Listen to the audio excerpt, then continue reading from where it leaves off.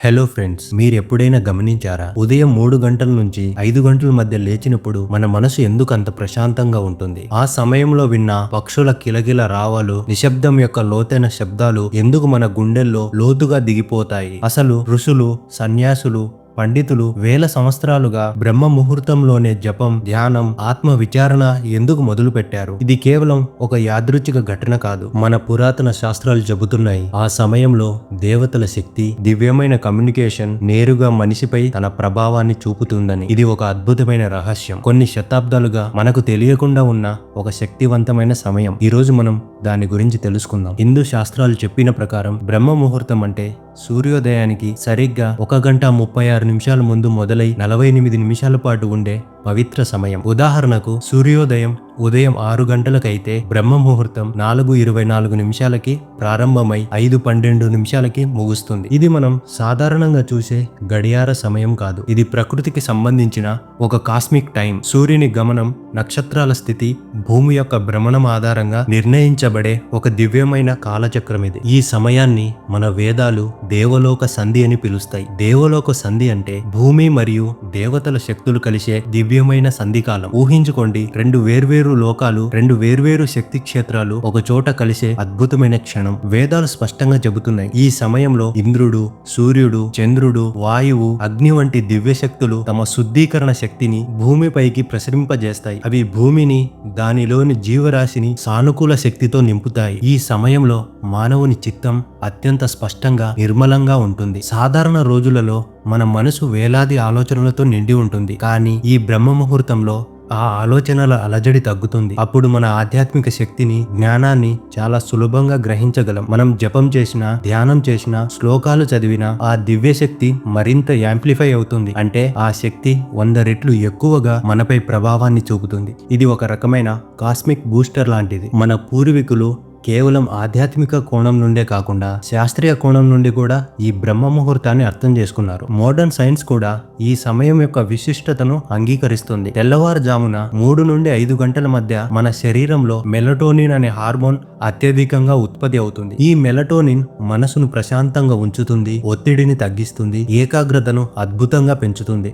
అందుకే ఈ సమయంలో చదివినా, ధ్యానం చేసినా త్వరగా అర్థమవుతుంది, మనసుకు పడుతుంది. యోగులు చెప్పినట్టు ఈ సమయంలో ప్రాణశక్తి అత్యంత స్వచ్ఛంగా, సమృద్ధిగా ఉంటుంది. పీల్చుకునే ప్రతి శ్వాస మనలో జీవశక్తిని నింపుతుంది. అంతేకాదు, 3 నుండి 5 గంటల మధ్య మానవ మెదడు యొక్క సబ్ కాన్షియస్ డోర్ తెరుచుకుంటుందని శాస్త్రవేత్తలు, సైకాలజిస్టులు చెబుతారు. ఈ సమయంలో మనం మన మనసులోని లోతైన పొరలతో, మన అంతరాత్మతో, విశ్వ శక్తులతో సులభంగా కనెక్ట్ అవ్వగలం. ఈ తెరిచిన ద్వారం ద్వారానే మన సంకల్పాలు, కోరికలు విశ్వానికి సులభంగా చేరుకుంటాయని అంటారు. అందుకే ఈ సమయంలో సంకల్పాలు చేస్తే అవి త్వరగా నెరవేరుతాయని నమ్ముతారు. అలాగే బ్రహ్మ ముహూర్తంలో ఒక మంత్రం జపిస్తే దాని ప్రభావం 100 రెట్లు ఎక్కువగా ఉంటుందని మన గ్రంథాలు చెబుతున్నాయి. ఇది ఎందుకంటే ఆ సమయంలో శబ్దం, వాతావరణ ప్రశాంతత మరియు దేవతల శక్తి, ఈ 3 అద్భుతమైన అంశాలు ఒక చోట కలుస్తాయి. ఈ కలయిక మన శరీరాన్ని, మనసుని, ఆత్మని శుద్ధి చేస్తుంది. జపం వల్ల ఉత్పన్నమయ్యే వైబ్రేషన్ మన చుట్టూ ఒక సానుకూల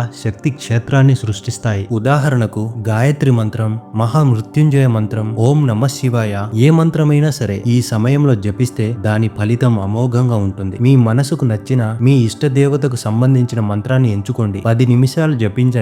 దాని ప్రభావం మీ రోజు మొత్తం ఉంటుంది. మీలో ఒక కొత్త శక్తి నిండిపోతుంది. ఇది కేవలం మాటలు కాదు, అనుభూతి చెందాల్సిన సత్యం. కేవలం ఆధ్యాత్మికంగానే కాకుండా బ్రహ్మ ముహూర్తంలో లేవడం వల్ల మన దైనందిన జీవితంలో ఎన్నో ప్రయోజనాలు ఉన్నాయి. మొదటిగా మైండ్ క్లారిటీ. ఈ సమయంలో ధ్యానం చేయడం వల్ల మీ మనసులోని సందేహాలు తొలగిపోతాయి. ఆ రోజు మీరు తీసుకోవాల్సిన నిర్ణయాలు స్పష్టంగా ఉంటాయి. సరైన మార్గంలో ఉంటారు. మీ ఆలోచనలలో ఒక కొత్త స్పష్టత వస్తుంది. రెండవది ఆరోగ్యం. ప్రశాంతమైన వాతావరణంలో స్వచ్ఛమైన గాలి పీల్చడం వల్ల శరీరంలోని విష పదార్థాలు తొలగిపోతాయి. ఊపిరితిత్తులు మరియు గుండె బలపడతాయి. రక్త ప్రసరణ మెరుగుపడుతుంది. రోగ నిరోధక శక్తి పెరుగుతుంది. ఎటువంటి వ్యాధులు దరిచేరవు. మూడవది ఆధ్యాత్మిక వృద్ధి. ధ్యానం లోతుగా చేయడం వల్ల మీరు మీ ఆత్మతో మరింత కనెక్ట్ అవుతారు. ఆత్మశక్తి పెరుగుతుంది. ఇది మీలో ఆధ్యాత్మిక వికాసానికి దారితీస్తుంది. జీవితం యొక్క నిజమైన అర్థాన్ని, మీ ఉనికి యొక్క ప్రయోజనాన్ని అర్థం చేసుకోవడానికి ఇది ఒక గొప్ప సమయం. ఇక చివరిగా సానుకూల శక్తి. ఈ సమయంలో మీరు పొందే శక్తి రోజు మొత్తం మిమ్మల్ని శక్తివంతంగా ఉంచుతుంది. మీలో ఒక అద్భుతమైన పాజిటివ్ వైబ్రేషన్ ఉంటుంది. ఏ పని చేసినా, ఎలాంటి సవాళ్లు ఎదురైనా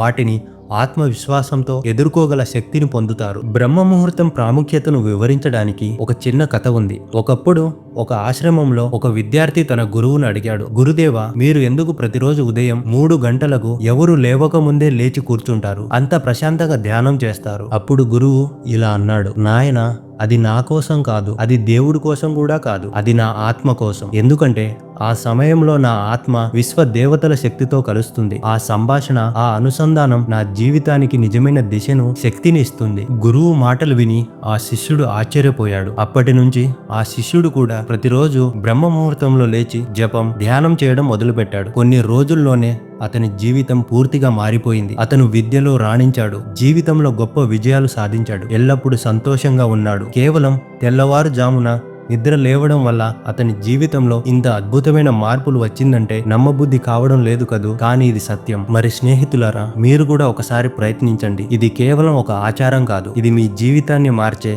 ఒక శక్తివంతమైన సాధనం. ప్రతిరోజు 3 లేదా 4 గంటలకు లేవడానికి ప్రయత్నించండి. మీకు వీలైనంత త్వరగా 10 నిమిషాలు ధ్యానం చేయండి. 5 నిమిషాలు మీకు నచ్చిన మంత్రం జపించండి. ఈ ఛాలెంజ్ ని కొన్ని రోజులు తీసుకోండి. నేను మీకు హామీ ఇస్తున్నాను, కొన్ని రోజుల్లోనే మీరు మీలో ఒక అద్భుతమైన మార్పును చూడగలరు. మీలో ఒక కొత్త ప్రశాంతత, ఒక కొత్త శక్తి నిండిపోతాయి. గుర్తుంచుకోండి, ఉదయం 3 నుండి 5 గంటల టైంలో దేవతల శక్తి, విశ్వంలోని దివ్య శక్తి మిమ్మల్ని నేరుగా తాకుతుంది. ఆ శక్తిని ఎవరు ఉపయోగించుకుంటారో, ఆ దివ్య కమ్యూనికేషన్ ను ఎవరు అందుకుంటారో, వాళ్ళ జీవితం సంతోషంతో, విజయంతో, వెలుగుతో నిండిపోతుంది. మీ జీవితంలో ఒక కొత్త అధ్యాయాన్ని ప్రారంభించడానికి ఇది సరైన సమయం. ఈ వీడియో మీకు నచ్చితే, ఈ సమాచారం మీకు విలువైనది అనిపిస్తే దయచేసి లైక్ చేయండి. మీ స్నేహితులకు, కుటుంబ సభ్యులకు షేర్ చేయండి. ఇలాంటి మరిన్ని ఆధ్యాత్మిక విషయాల కోసం మా ఛానల్ను సబ్స్క్రైబ్ చేసుకోవడం మర్చిపోవద్దు. మీ కామెంట్స్ ద్వారా మీ అనుభవాలను మాతో పంచుకోండి. ధన్యవాదాలు. నమస్కారం.